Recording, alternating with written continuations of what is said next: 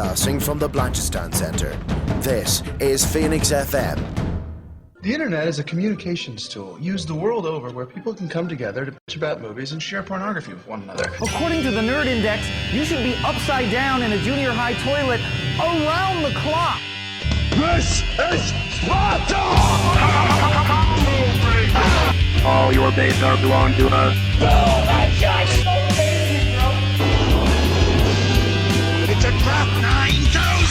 Stop collecting all of us. Leave Benny alone! Leroy Dragon! Objection! The balls are inert. Time to Vicinity sedan. And now it begins. Okay, everybody listening to Nerd to Know Basis on Phoenix 92.5 FM. Saturday the 24th. Thank you very much for listening in. We sound a bit different this week because I'm in a recording studio, so apologies. But my name is Ira Connor, and I'm joined by my two co-hosts. Introduce yourself, Bryn. Hey, yo. And also Keane. Keane, how's it going, man? Very well, thanks. Excited to be back.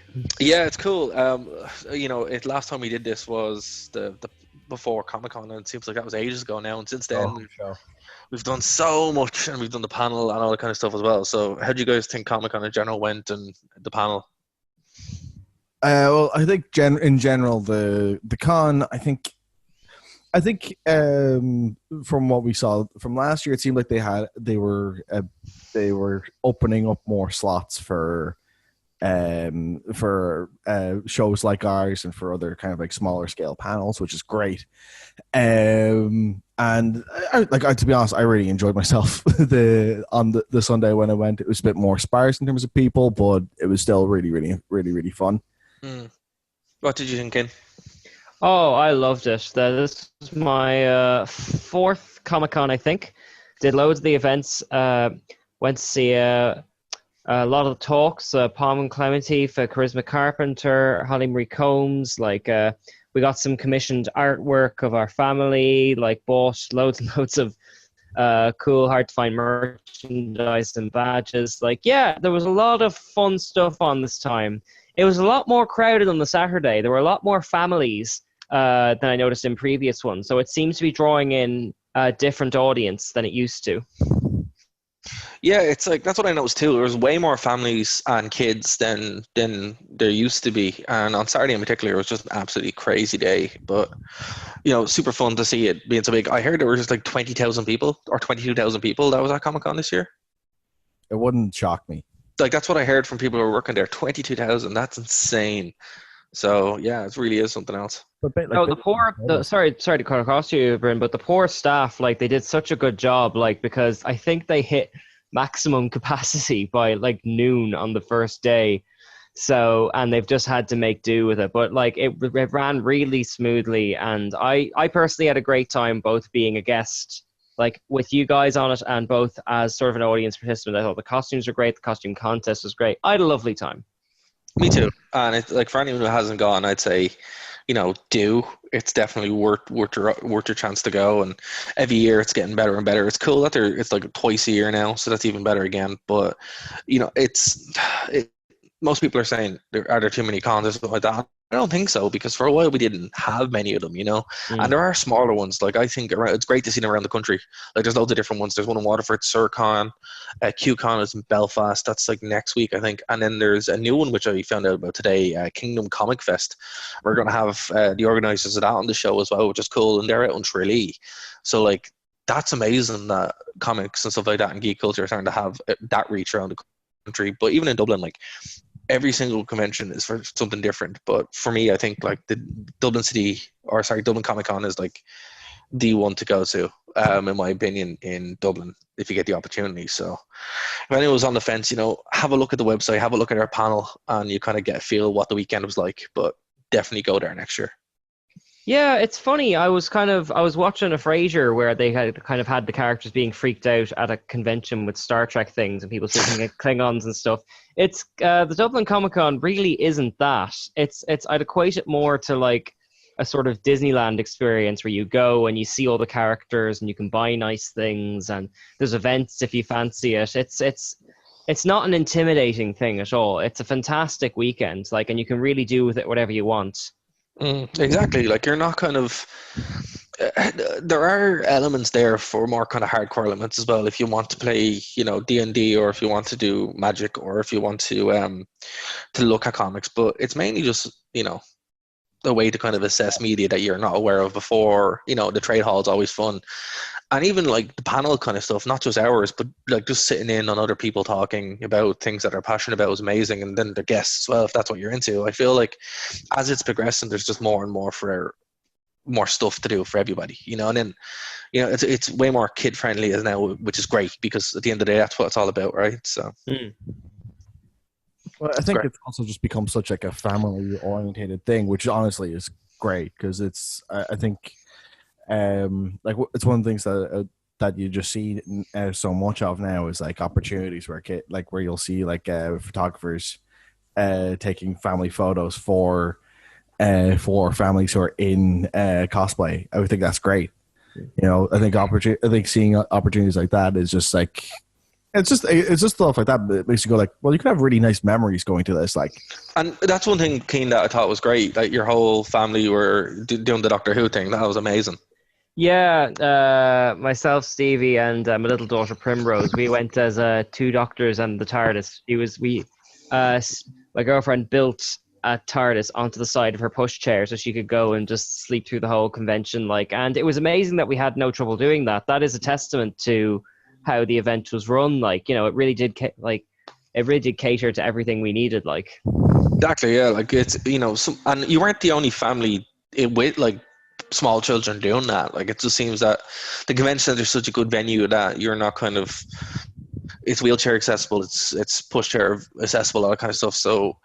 I've heard some concerns like that in other conventions as well, and other things that you've been to like that. It's kind of hard to be able to have that accessibility, but yeah, no problem. So it was great to see that been achievable. So fair play to everyone who ran this year. We're looking forward to next year, but well, it was exhausting. I don't know about you guys, but I was exhausted by Monday. Felt like can we talk about the panel itself? Yeah, of course, go for it. Where do you want to start? Well, I know that the entirety of the panel went up in our last broadcast, didn't it? It did, and it's also on our YouTube channel as well. So anyone who wants to follow us there, you know the drill now. Nerd to Know Media on YouTube. So I should clarify, I don't usually look like Jodie Whittaker. That was just for the day. Fair. That than I did about any of the questionable things myself and Dara had said during the show. But no, I was really happy with the crowd, especially considering we were up against the costume competition. We got a good turnout. They were very interactive and respectful, and I apologize to you guys for being as shocked and horror struck as I was at all things exactly wrestling. What we wanted, though. Yeah, no, I'd say it was great to see that we had a really good crowd of wrestling fans, and we had a good crowd of non-wrestling fans. My only regret is that I didn't bring prizes. So next time we do something like that, I'm going to bring a bag of prizes. Yeah, 100%. Yeah, because I to be honest with you, and to break kayfabe here, I didn't think anyone was going to turn up. So the fact that we had say that. I was at some of the other panels that were on earlier that day, and I was like, no one's going to be here when it comes to our show. Yeah, wrestling does have a big following, and I think with the way the show went, with the way the panel went, it was a nice surprise to see the turnout we had. It was a really nice split between people who knew way too much about wrestling and people who knew nothing. And I think that really, really made it. I kind of, if I had any regrets, it was that we didn't make recommendations for if someone didn't know anything about wrestling, what should they watch? What should they watch? Should they watch WWE, or should they watch any of the other wrestling content that is available, including something like Chikara, where time travel happened once? And I mean, I kind of I have my two picks that I would have, and I'm sure Dara would probably disagree with me on these two, but I think for getting the idea of the level of drama that's involved in wrestling and a little bit of how the craft works, I think there's two shows I've kind of narrowed down my choices to. I think if you're interested enough in wrestling, you would have watched WWE by now. But let's assume that you're, of sound mind and body by the time that you're in your adult life, and you just haven't given it a second look since as it was interesting to you as a kid. What should you watch now? The first one I'd recommend is not necessarily like the best and most accurate depiction of wrestling out there. It's not even technically a wrestling show, but it gives you a good enough idea of what the backstage stresses can be like. It gives you a good idea of what the craft of wrestling actually commitment, and that is Glow on Netflix. Yes, exactly. And it has a lot of wrestlers in it as well. Which is crazy. Yeah. It's got. I mean, like if you're a wrestling fan, it has so many wrestling Easter eggs. It's not even funny. And then the other one I was going to recommend, and this would be more for sci-fi and fantasy inclined plus, and that would be Lucha Underground. Now, most of you are probably going, "What in the name of God is Lucha Underground?" So, a little bit about the back end of it that's really interesting was take a producer who's worked on reality TV shows like The American Apprentice and Survivor, and get him to work with Robert Rodriguez to develop a show specifically for the Latino audience in California, and have the backing of MGM. And what you get is Lucha Underground. It's basically taking Lucha Libre, and it brings in a bunch of American, Canadian, South African, and Mexican wrestlers into a melting pot where it's got a fully, narratively told backstage. Not like segments where it's awkward interviews or anything. These are actual scenes where they have to act, and don't act very well. You'd think that they're actually capable. And the show, to go run down the wonderful cast of characters, you have a guy who survived. You've got basically a guy who survived an earthquake and now carries around a magical stone that's keeping him alive. You have a dragon coming to the ring. You also have a spaceman who can travel through time. You have a person whose avatar is a puma, and amongst a litany of other weird ass characters. It is a serious must watch. I do believe that it has been put onto a public streaming service. I have to double check the sources on that, but there are 4 seasons for you to binge through, and that looks at it being the first season had 40 episodes. Okay, I'm going to have to stop you there because I've just realized the stunned look on my face isn't audible. Dragons? Yes, dragons and time travel and also acting, and yeah. Is this happening in any level of reality? Well, it's all taking place in a very local fight club. Local fight club in. It's your local time traveling dragon. Yeah, everyone knows one. Yeah, absolutely. It's happening in downtown LA, and all these wacky scamps, they just come to the same place, and it's awesome. Okay, well, I suppose it is a Robert Rodriguez joint. Checks out. Yeah. Oh, and I mean, like there's as well as that, like some of the best. One of the really interesting things about the show is that they also have like, they're pretty adamant about saying, look, the women are just as good at fighting as the men are, so they will fight men. And yeah, I mean, some of the matches are absolutely awesome. But those 2 areas would definitely be areas I would recommend people start with wrestling. Let's stress that this is the gateway. This is the accessible way into wrestling. Yeah, I think if you're just into like dramatics and acting and stuff like that, Glow is definitely your start. If you're into sci-fi and fantasy, watch Lucha Underground. You won't be impressed for the first episode or 2, but trust me, if you make it through the first few episodes, you'll be in for an absolutely wild ride. It gets so crazy so, and it's just great. Lucha Underground, it's a shame because it's almost completely finished now. It ended on a cliffhanger, but it doesn't look like it's going to get its final season. But oh man, it was so much fun, and Daryl will attest to that because I pestered him about going, "Have you watched it yet?" It's just so. Yeah, it's first, it's the easiest kind of entry point to watch something because it's short. The matches aren't super complex. Well, some of them are, but it's more just about telling these crazy, wild stories than, being what people would assume wrestling is. It's, I mean, like, it's also just like an inherently watchable show. You start from the beginning of it and you just watch all the way through. It's just something where you could easily watch like an episode a day, and by the time you finish season 1, you're like, this is amazing. This is like one of the best shows I've ever seen. Amazing. It took a different approach. It's more just, as you said, like, it's more like a sci-fi show than anything else.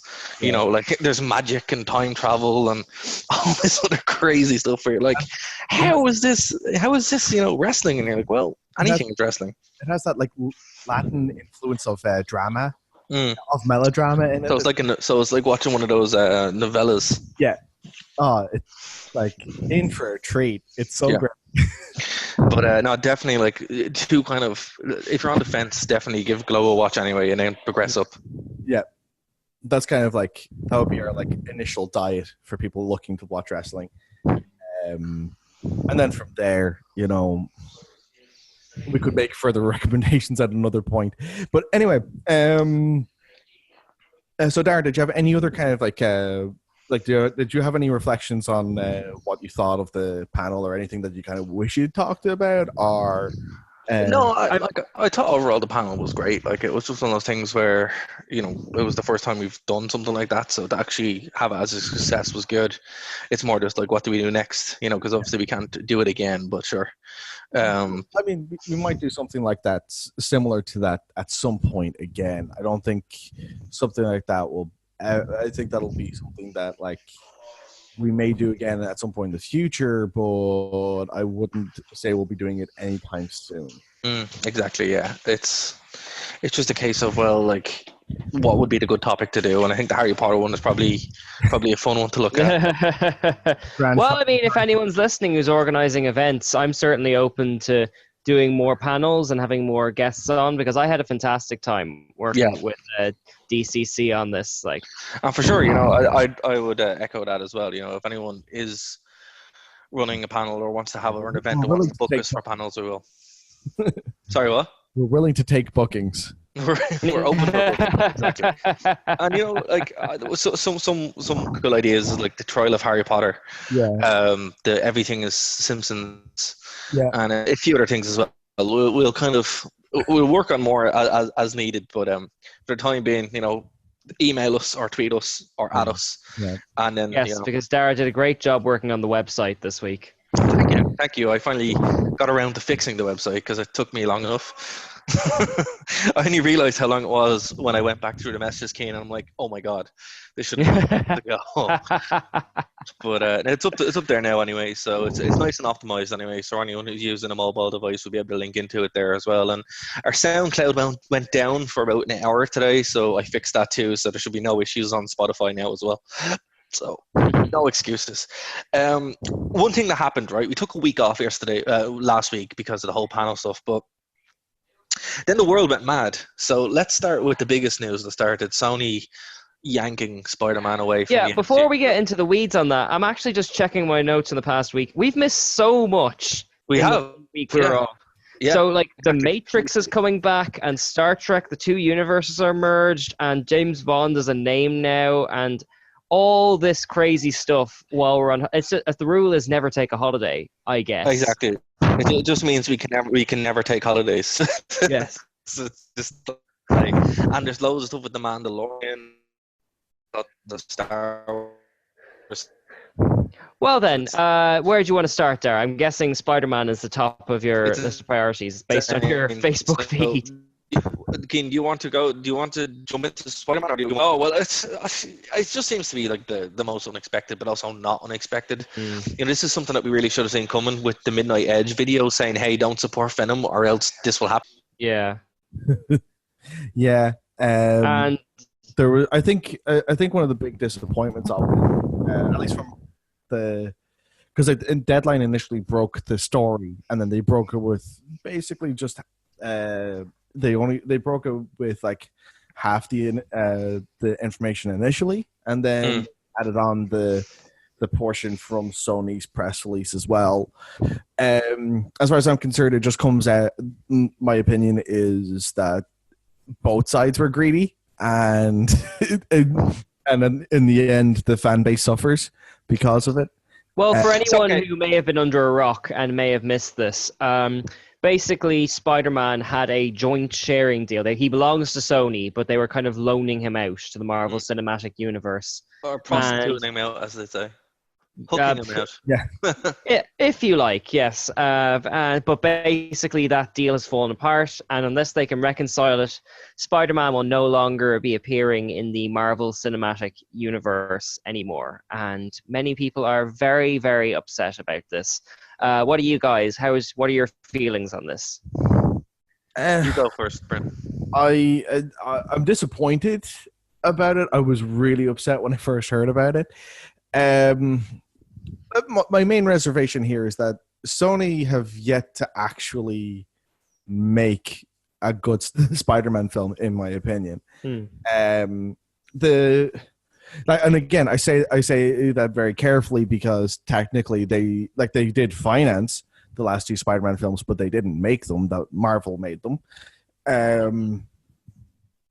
Granted, I should say they haven't made a good live action because Into the Spider-Verse was excellent. When Sony's fitting the bill but doesn't actually interfere with the development, they turn out okay. That was the case with Spider-Man 2 and with Into the Spider-Verse. But when they are, you get Spider-Man 3 and Venom and both the Amazing Spider-Man films. Would that analysis be fair? Yeah, that's totally fair. But I think that's like kind of par for the course with what happens when you interfere with storytellers doing their job generally.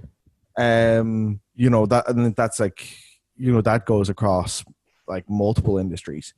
Anytime that you see like studio interference, like it's one of the main reasons why Fantastic Four, the most recent Fantastic Four was because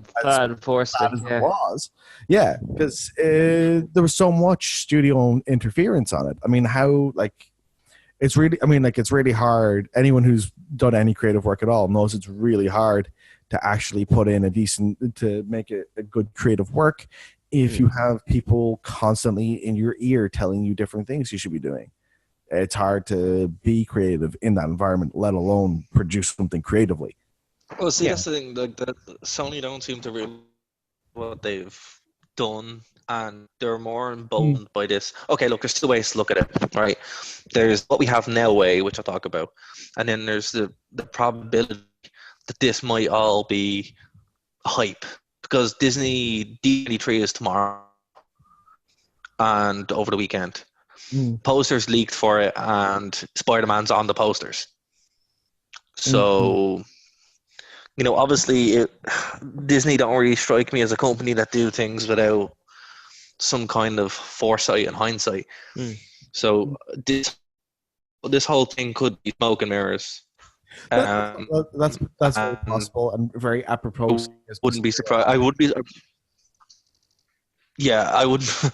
be surprised if we hear on Friday or Saturday that Disney have reached a deal and there's a whole thing, but that could happen. But let's just go what we have now on the Thursday. That Disney wanted a 50-50 deal with Sony on the profits, because they do have the merchandising rights. But they wanted the profits from the movies. This is the thing, and Sony are no. So this is the thing I took exception with, was going, hang on a second, you're going to make no financial investment here and you want 50% of the profits? That doesn't seem like a fair deal. Well, that's true, but equally, like, it was, if you remember where the franchise was in the case of Amazing Spider-Man 2, it was putting Iron Man into the Spider-Man series that gave it the facelift that it needed. So from Disney or Marvel's perspective, they sort of fixed the character, and now that he's fixed, they're just taking him back again. Yeah, but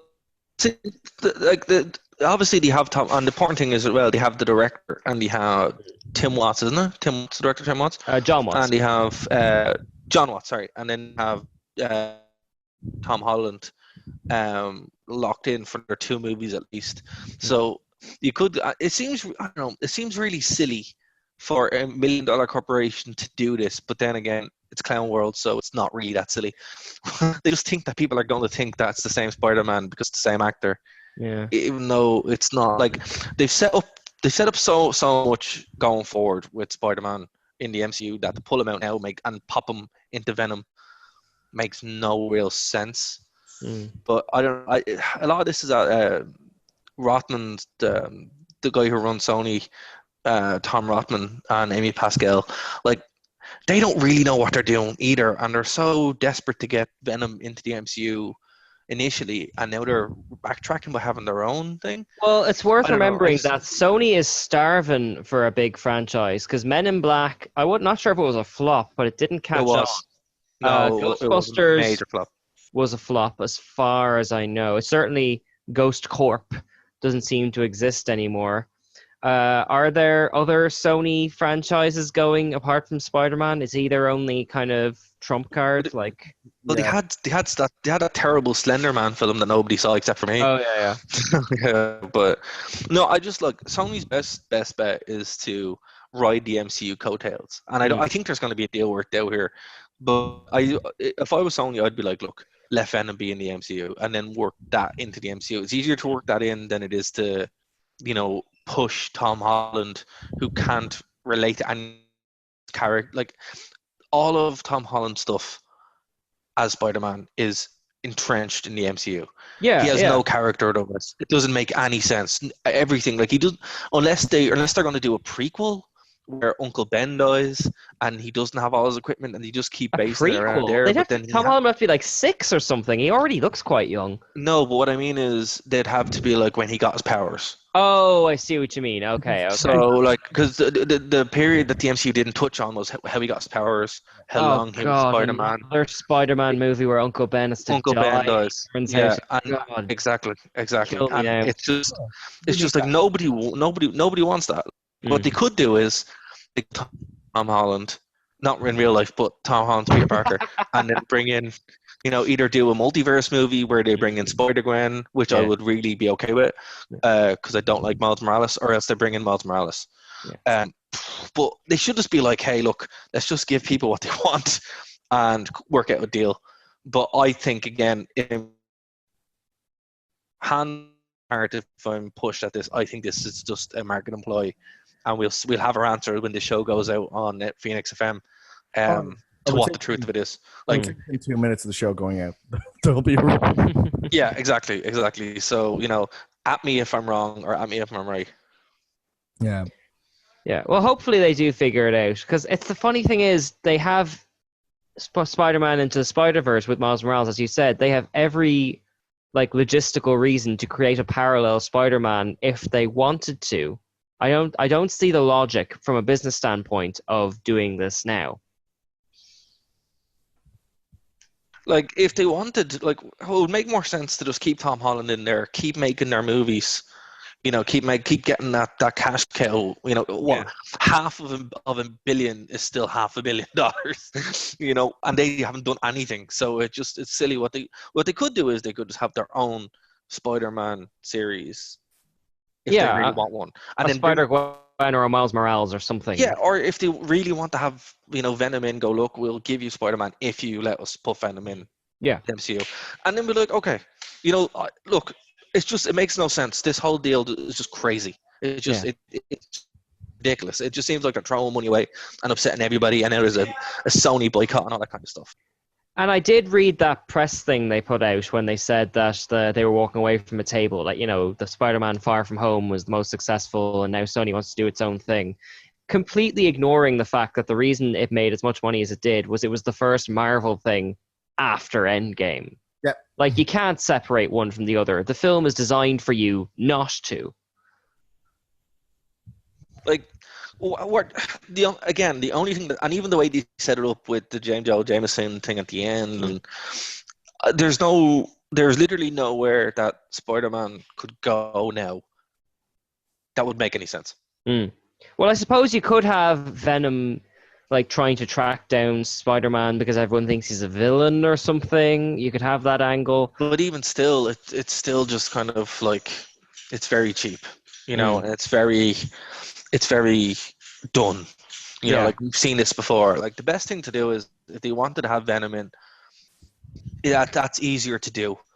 That's a lot easier to do. And, you know, they could link up their movies, maybe say, look, any movie we make, we'd like to be a part, or else cut out a deal where they have their own Spider-Man. Bring back Andrew Garfield, find another lad to wear the costume, and then be like, right, we have these movies. Or do what would please everybody. Keep doing those Into the Spider-Verse movies. Make a sequel to that. We have Miguel O'Hara. It's like, just do that.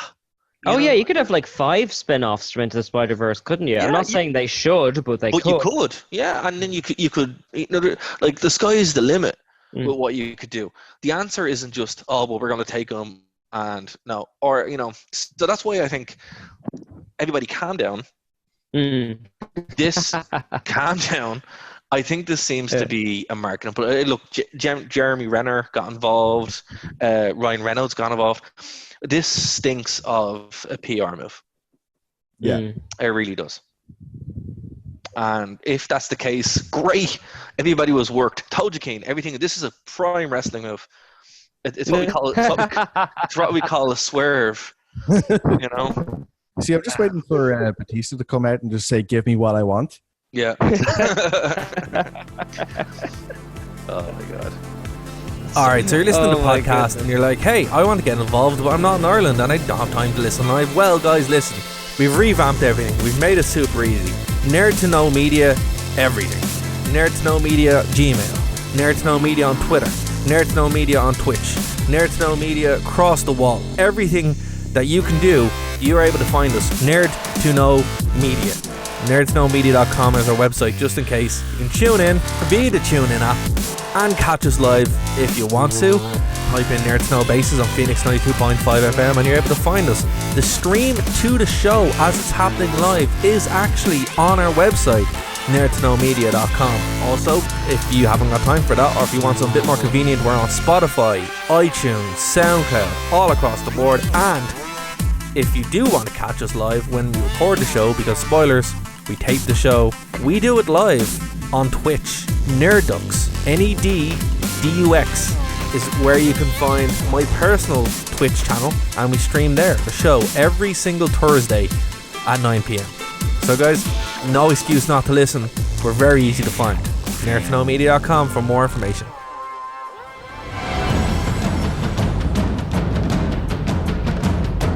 Broadcasting from the Blanchistan Centre, this is Phoenix FM. Download and do it again.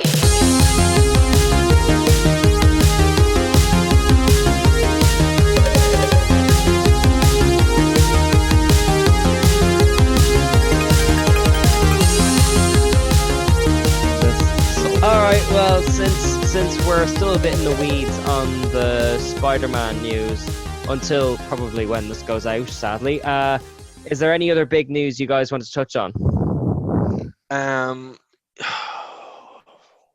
What was the other big news? Oh yeah, The Matrix is coming back. Matrix 4.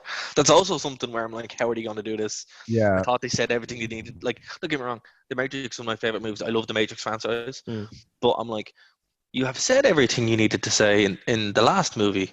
Surely making a prequel to it, or making a story set in between this would make more sense, or just make the second Renaissance, it's better again. So I haven't read all the news on this. So what do we know about this Matrix 4? Well, so far the main things we've heard is that Keanu and Carrie-Anne Moss are going to be back, and Lana Wachowski's going to helm. And there's no talk that her sister's going to be in it. Lily. So, like, I know Lana was like the main creative force behind the story in that. But it's like, oh, okay.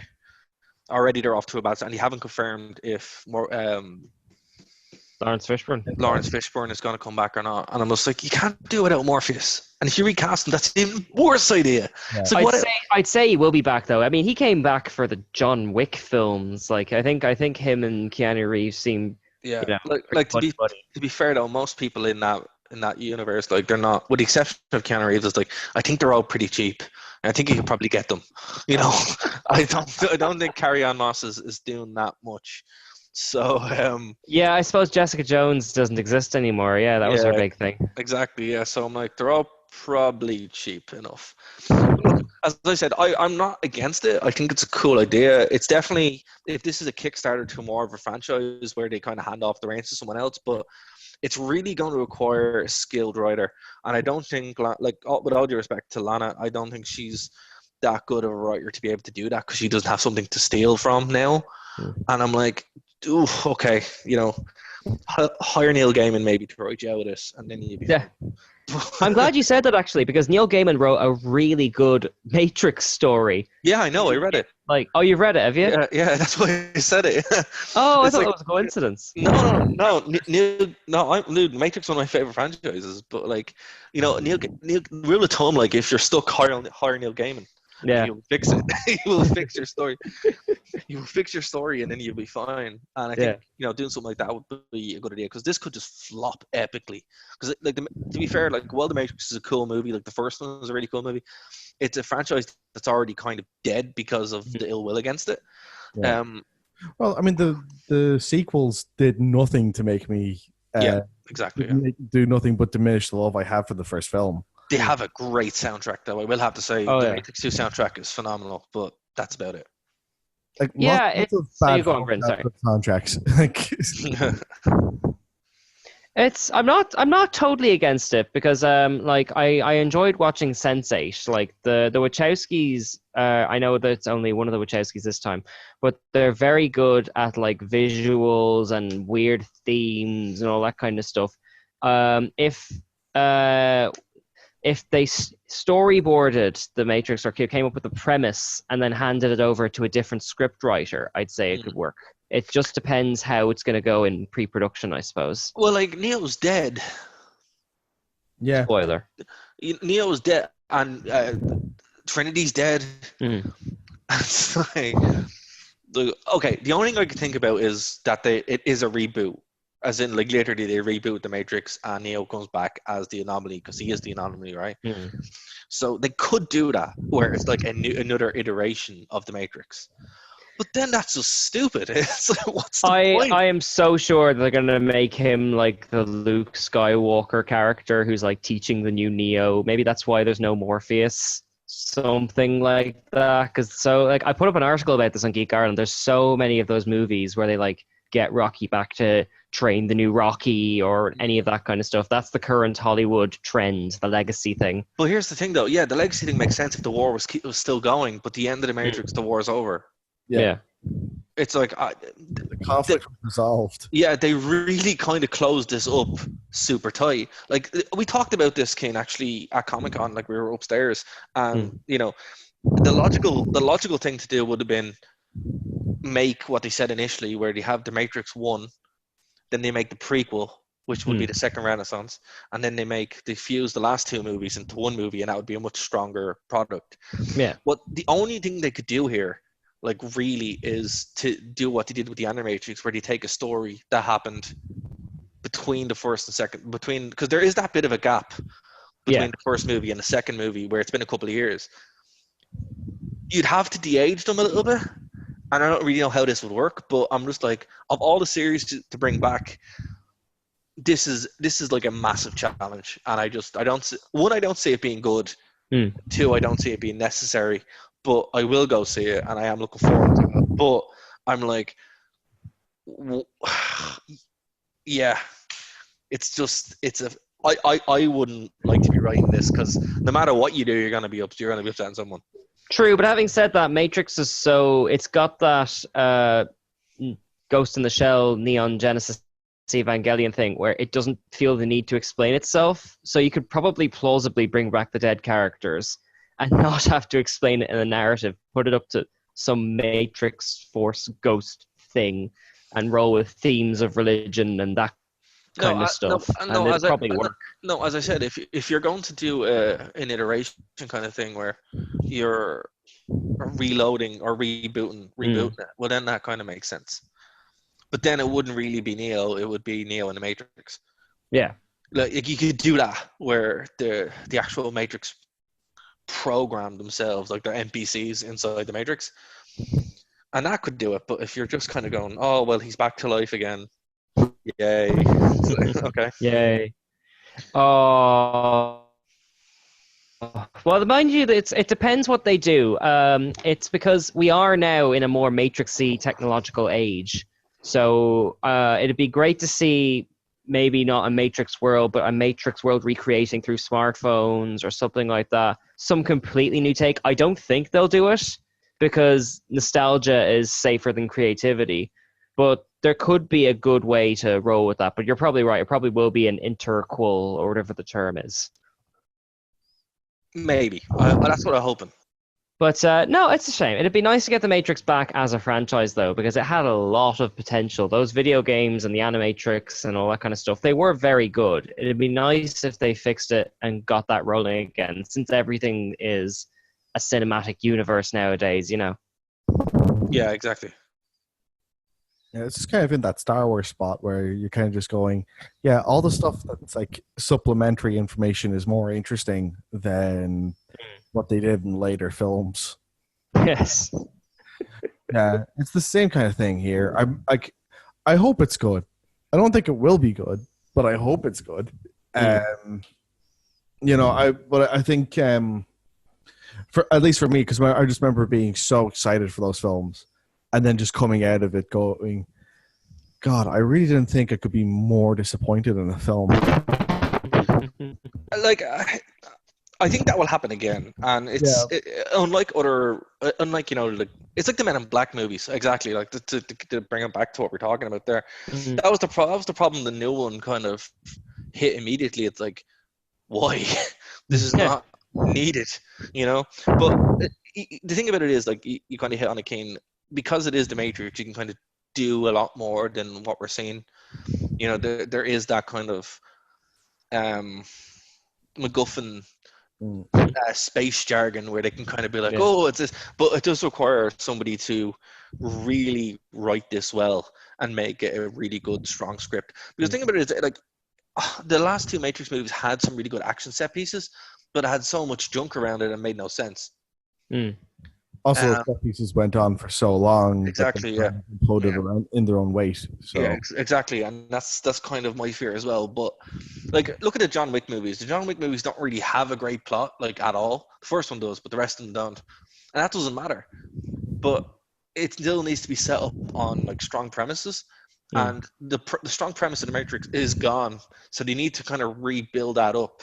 And once they do that, then they're good. Like, and I think if they do that, then we'll be fine. But look, it surprised me that happened. So it's just because there was no, like, audience hungry calling out. I know it's the year of Keanu, where you know, every one of his properties is coming back. But is it reasonable to say that there wasn't a huge call out for Matrix 4 in the same way there was a big call out for a Star Wars 7 a few years ago? You know. Yeah, well, that was a mistake, wasn't it? That was a huge mistake. But I would say, you know, let's wait and see. You know, they seem like they have a pretty good team. I think if they do the right things, it will be okay. It's a different world than it was in 2003. So I think there isn't that kind of massive push where it's like, oh, you have to do this, you have to get it out. It's like, well, look, we'll see what happens. So, the thing about Star Wars, though, this has gone out, we would have gotten a trailer for The Mandalorian, so that's pretty sweet. It's supposed to be like Mad Max and Star Wars, so I'm more excited about that than I am the horrible train wreck that's going to come out at the end of the year. Yes, what's the big news on The Mandalorian then? Is there any more casting announcements or anything like that? We will have gotten a trailer by the time the show goes out. So that's the big thing. We're finally going to get a look at it. So we'll talk, Yeah. talk more on the next. I feel slightly bad for the listeners to this one because they're going to be more clued in than we are when this goes out. Yeah, well, that's what I'm saying to you. It's D23 this year. So I think all the Disney streaming stuff is going to be announced then. So we'll kind of dig into that more next week. But that's about the only real Star Wars news that I've heard a bit of a buzz about. Everybody else just kind of morbidly waiting for episode 9 to come. I can't even believe it's episode. It doesn't feel like Star Wars anymore. It just feels like a dead lumbering mess. By the way, I saw Scary Stories to Tell in the Dark the other day. It's not bad. It's not good, but it's not bad. And I didn't realize that this is actually based on the book Scary Stories to Tell in the Dark. You know, with the weird pictures. Did you guys see that when you were kids? No. You probably did, dude. It's like a book of stories, but it has these really weird images on them, and the actual drawings are more famous than the book itself. And basically, what they did for this movie is instead of like making the stories, they just kind of reference the stories, but then use the images as like their hooks. So it's basically like Stranger Things. They pretty much just made Stranger Things, and yeah, it's not bad. Has some cool, weird moments in it. It's not really that scary, but yeah, a solid watch. There's actually a good few things out in the cinema at the moment, which I want to kind of get a chance to see, but just been too busy. So yeah, go see it. There's also the new. I'm still here. Yeah, still there.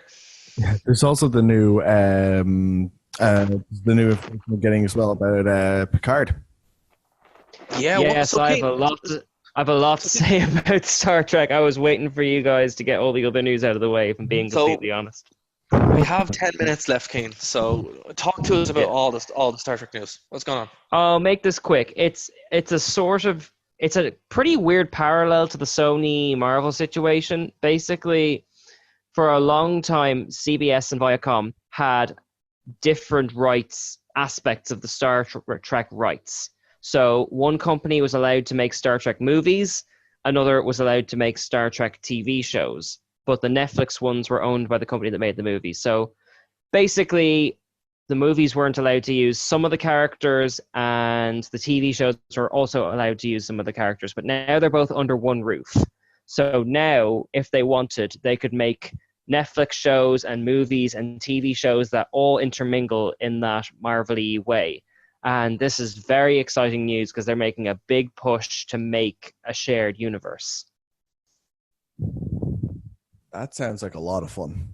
Yeah, well, that's the hope. Now, obviously, execution is the main key, but it's good timing for Picard going out because it means that if they wanted to bring back Spock or Data or any of the Voyager characters, they would now have to do it without getting around any loopholes or anything like that. It's basically the equivalent of the X-Men coming home to Marvel. Everyone's under the one roof, and they can do whatever they want with all of their characters now. It seems like the deal for that was very messy. I watched a Midnight's Edge video on it as well, where he broke it down, where like, you know, the reason why they had to like make everything look slightly different was because of licensing rights, and you know, Paramount would get X, Y, and Z when Bad Robot would get this, and it's just like, oh, that's so messy, you know. But look, that's good news to hear that it's all kind of like in one place. And I think a lot of people are kind of upset that in a lot of ways, like the way I say, oh, Disney owns everything. Where it's like, yeah, they do, but it makes this a lot easier and a lot more cogent, you know. And Star Trek, to my knowledge, never went broke, did it? It never went bankrupt. It got cancelled back in the 60s after 3 seasons. But yeah, since then, it's been pretty consistently going, either on TV or in movies. It's always kind of pulled its weight. Because the reason why the Marvel stuff is such a mess is because Marvel did go bankrupt in the 90s. And they sold off everything to the highest bidder. Well, that was during the number one issues boom, wasn't it? Yeah, during the comic crash in the 90s, the speculator boom. Yeah. But that's why that's such a mess. It just seems with Star Trek, it was just not a mess from the start, but they never really kind of future-proofed. Ironically, future-proofed themselves the way TV happened. You know, where it's just like, oh, we have these movies, but we want a TV show. Oh, but now we have these new movies, and now we have streaming service. And just like, okay, so it's kind of cool to see that the. Well, I mean, to be fair to Star Trek, though, it unknowingly created the model that Marvel is using now, because in the 80s and 90s, they had 3 TV shows overlapping with their continuities and movies which linked into that. So, like, it's fair enough for them to take a piece of this cake, you know. And to be honest with you, yeah, and I think that makes more sense. Like, the Star Trek shared continuity TV/movie world made a lot more sense than anything else for me. As someone who was like a casual Star Trek fan, that would I call the Sky One era, because that's when they're. Yes, I was one of those kids. Yeah.